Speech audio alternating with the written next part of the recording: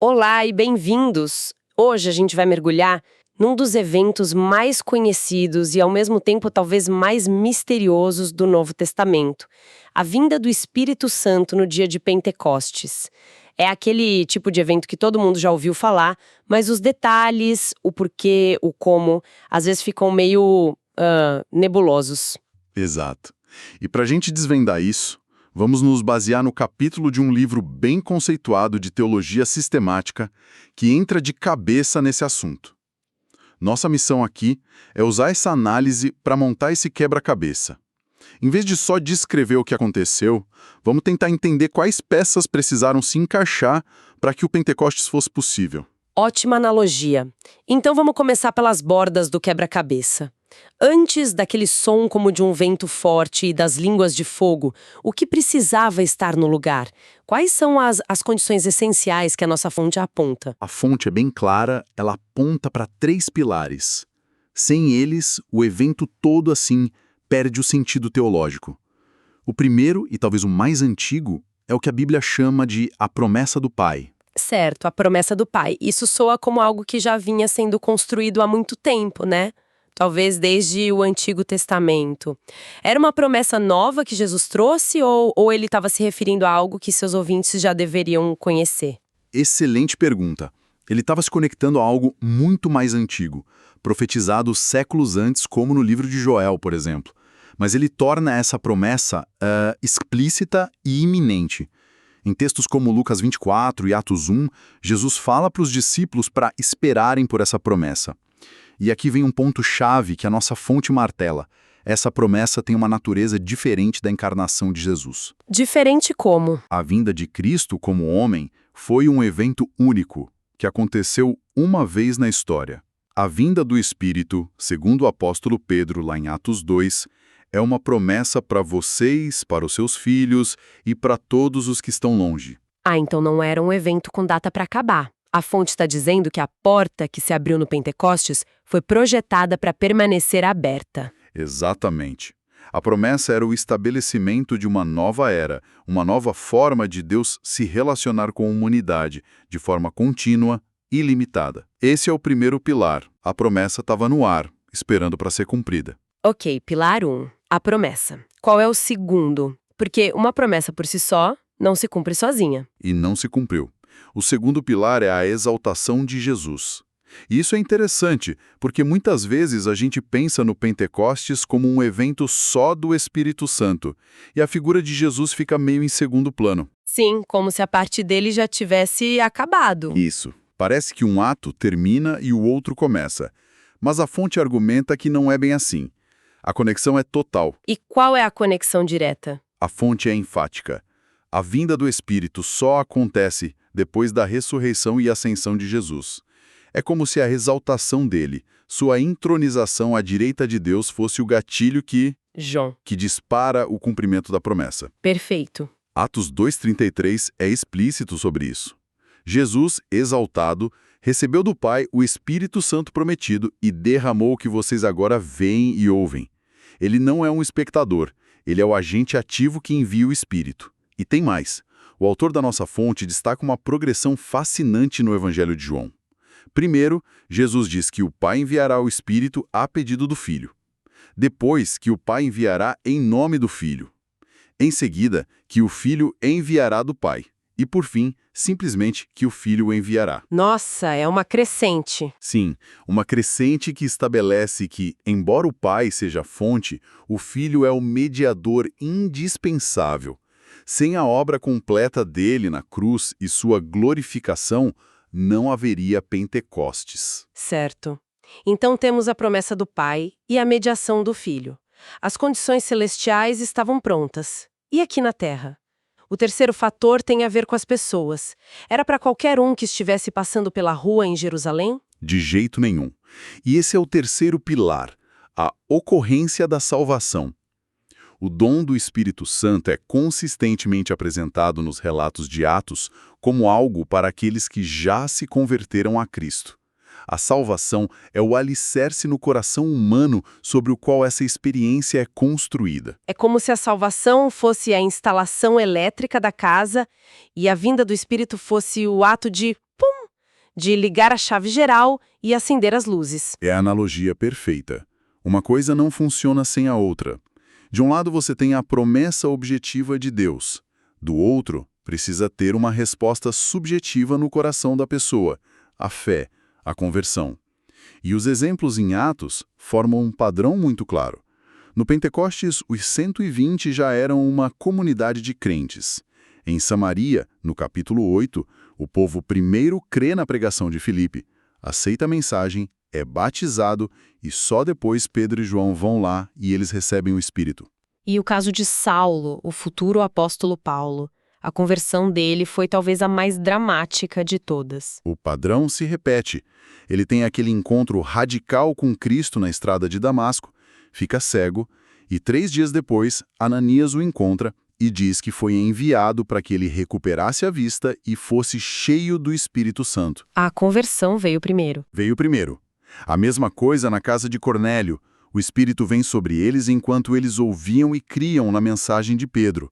A fé foi o gatilho. Ok, então o quebra-cabeça está começando a tomar forma. As peças de borda são uma promessa antiga que se torna iminente, a obra completa e a exaltação de Jesus que destrava essa promessa e a fé no coração das pessoas que as torna receptoras qualificadas. É exatamente essa estrutura que a fonte nos apresenta. Certo. Agora que temos a moldura, vamos preencher o centro da imagem. E aqui a nossa fonte faz algo que eu achei brilhante. Em vez de dar uma definição única e fechada do que é essa experiência, o texto nos dá 5 lentes diferentes. 5 palavras que o livro de Atos usa para descrever o mesmo evento. É isso. Cada palavra revela uma faceta diferente. Exatamente. E essa variedade é o que nos dá uma visão tridimensional do fenômeno. A primeira lente, a primeira palavra é derramar. Derramar. Isso. No sermão de Pentecostes, Pedro diz que o que estava acontecendo era o cumprimento da profecia de Joel. Derramarei do meu espírito sobre toda a carne. Toda a carne. Isso devia soar absurdamente radical para a época. O que isso significava na prática, naquele momento? Naquele momento, já era uma revolução. Significava homens e mulheres, jovens e velhos, servos e livres. Era uma democratização da experiência profética que no Antigo Testamento era restrita a alguns indivíduos, sabe? Entendi. Mas a grande virada, o choque mesmo, veio mais tarde, em Atos 10. Quando o Espírito também foi derramado sobre os não-judeus na casa de Cornélio. Ah, claro. Aquilo expandiu o significado de toda a carne a um nível global.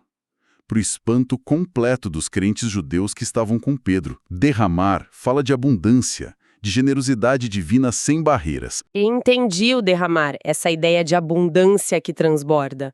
Mas a fonte usa outras palavras que soam mais intensas, como cair sobre. O que essa palavra adiciona à imagem? Cair sobre adiciona o elemento da soberania e da surpresa. É usada nas histórias de Samaria e de Cornélio. A expressão carrega uma sensação de algo súbito, inesperado, uma iniciativa que vem totalmente de cima. Em Atos 10:44, o texto diz que o Espírito Santo caiu sobre todos os que ouviam a palavra, enquanto Pedro ainda falava. Peraí, no meio do sermão? No meio do sermão. É uma interrupção divina. Deus não esperou acabar, não pediu permissão, ele agiu. É uma ação soberana do céu para a terra. Uma ação que não espera por formalidades. Ok, derramar é a generosidade. Cair sobre a soberania. E quanto a descer sobre? Parece muito com cair sobre, mas a nossa fonte aponta uma nuance, não é? Sim, e é uma nuance crucial. Descer sobre, que aparece em Atos 1 e 19, por exemplo, enfatiza a permanência. Permanência. E aqui a gente pode usar uma analogia para entender a diferença. No Antigo Testamento, o Espírito vinha sobre profetas ou reis para tarefas específicas e depois podia se retirar. Era como ter um visitante que vem para o jantar, cumpre um propósito e vai embora. Ah, entendi. Então a promessa do Novo Testamento, descrita com descer sobre, não é uma visita? Exatamente. É alguém que vem para morar. A fonte usa a imagem de ser revestido de poder do alto. Sugere uma tomada de posse, uma habitação permanente. O Espírito não vem mais para uma tarefa. Ele vem para ficar, para ser o fator controlador e contínuo na vida da pessoa. Isso muda tudo. Ok. Vamos para a quarta palavra, talvez a mais famosa e mais debatida: batismo no Espírito Santo. O que a nossa fonte diz que isso realmente significa? Quem está batizando quem e em quê? Esse é um ponto em que a fonte é muito precisa. Teologicamente, o texto destaca que Jesus é o agente. É ele quem batiza. E o Espírito Santo é o elemento no qual a pessoa é imersa. Não é o Espírito que realiza o batismo. Ah, interessante essa distinção. Sim, a imagem é de imersão total. Pensem no batismo em água. Você é completamente mergulhado, saturado e envolvido pela água. A ideia aqui é a mesma. Ser mergulhado, saturado, completamente envolvido pela realidade e pelo poder do Espírito. Entendi. E isso nos leva à quinta e última palavra. Até agora, a linguagem foi muito de fora para dentro. Derramar, cair, descer, mergulhar.